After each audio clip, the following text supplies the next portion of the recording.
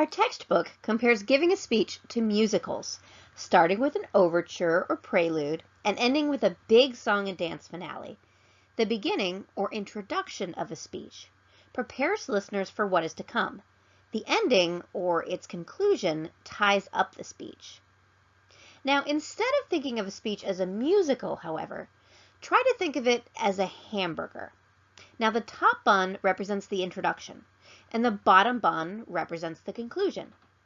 No matter what type of meat, vegetables, or sauces you might put on that burger, the bun is always the same, holding everything together. Now, the hardest part of any presentation is the beginning. Consequently, having a strong introduction will help you build your confidence for the rest of the speech.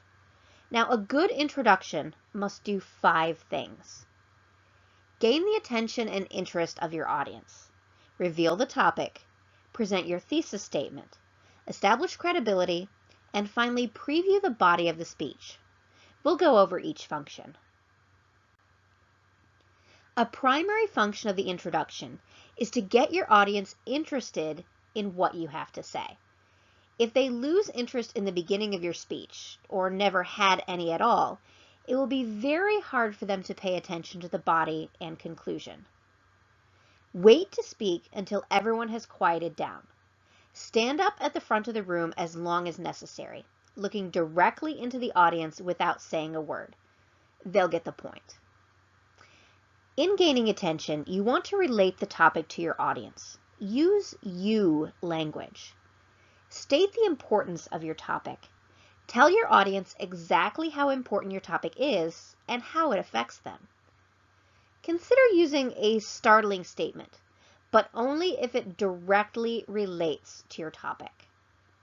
Arouse the curiosity of the audience by revealing clues about your topic, getting the audience to try to guess what your topic might be.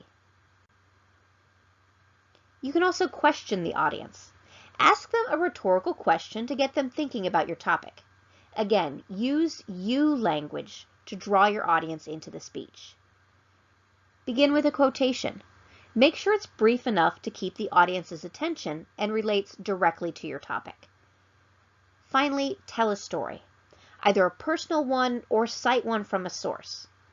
Now, no matter how you choose to capture your audience's attention, make sure it is appropriate for your topic, audience, and occasion, and that it relates directly to your speech.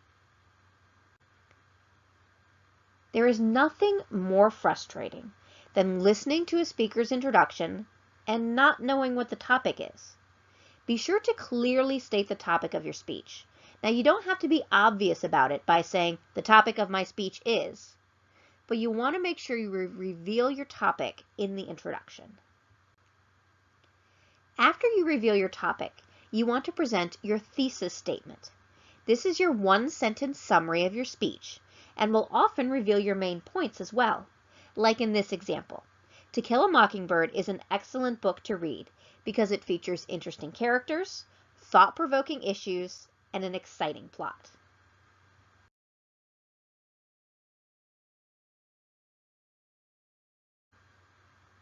The introduction of your speech is your opportunity to establish your credibility. Credibility is the audience's perception of the speaker's qualifications. You might be the CEO of a Fortune 500 company, but your audience won't know that if you don't tell them. You don't have to have first-hand knowledge of your topic, so you can let your audience know the research you have conducted. Your preview statement should be the last part of your introduction and serve as a connective to the body of your speech. A preview statement is a statement in the introduction of a speech that identifies the main points to be discussed in the body of the speech. It's much like an internal preview, but it doesn't happen in the body of the speech. And it will usually include the language first, then, and finally.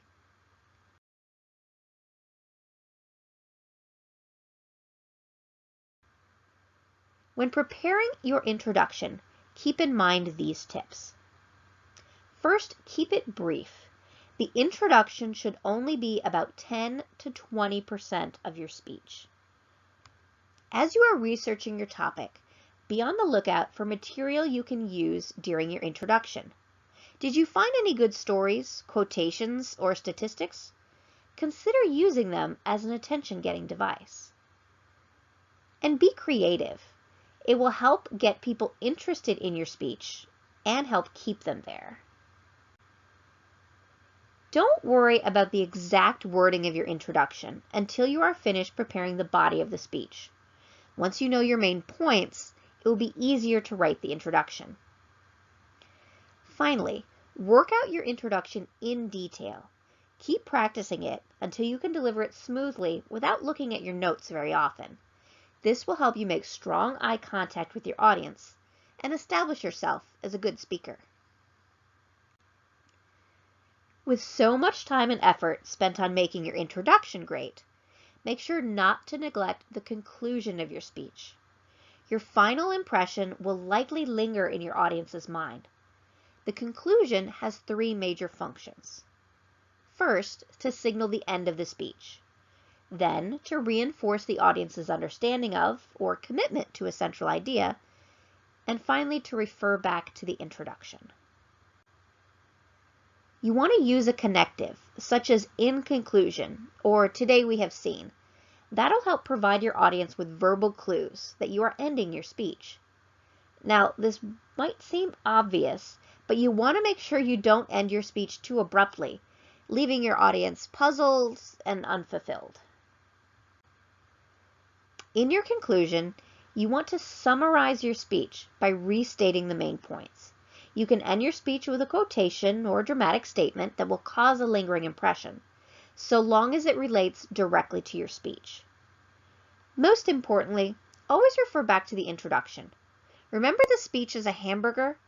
Make sure the introduction and conclusion are made from the same material. If you began your speech with some type of story, update it for the conclusion. If you are delivering a persuasive speech, you might also make a direct appeal for action to your audience. When preparing your conclusion, as with your introduction, keep an eye out for possible conclusion material when you do your research.